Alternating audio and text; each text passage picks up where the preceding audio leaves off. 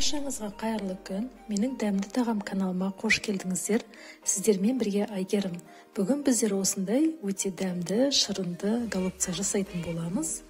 Ең алдымен үлкен қырыққабатымызды жуып, қатты бөлігін ойып алып, суға салып қайнаттым. Келесі кезекте пиязымды, сәбізімді ұсақтап турап, бүккіштен өткізіп, салмамды дайындадым.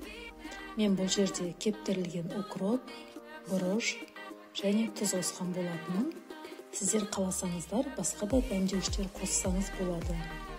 Және мен бұл жолы ешқандай күріш қоспай жасадым. Егер сіз күріш қосып жасайтын болсаңыз, күрішіңізді шала пісіріп салсаңыз болады. Осылай қайнаған, жұмсарған қырыққабатымыз өте жеңіл алынатын болады.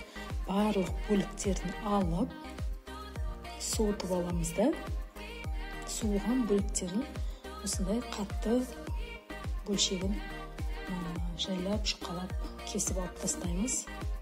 Сіздерге де солай алуға кеңес берем, өйткені орауға оңай болады. Барлық қырыққабатымызға салмамызды салып, осындай жақсы етіп голубцамызды орап дайындап қоямыз.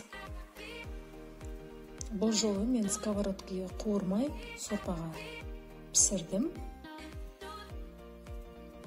Егер сіз қаласаңыз, осындай дайын болған голубцаңызды сковородкаға салып қуырып алсаңыз болады. Осындай менде 20 түйір голубца шықты.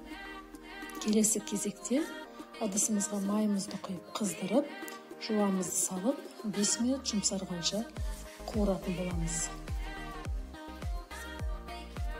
Және де осы қуырылған жуанның үстіне сәбізімізді салып, және бір қасық үлкен қасықпен тамақ пастасын салып, жақсылап араластырып, пастамызды да қуыратын боламыз.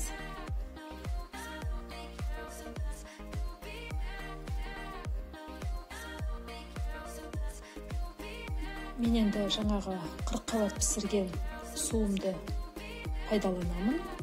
Осындай етіп ыдысқа құйып алып, үстіне 2 үлкен қасық қаймағымызды саламыз. Және де тұзымызды салып, мен шамалап мияты қостым.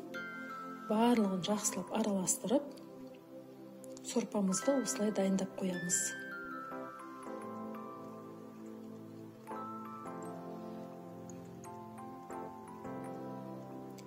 Дайын болған подливымыздың үстіне енді қырыққабатымызды, жаңа голубцаларымызды салып, жақсылап орналастырамыз.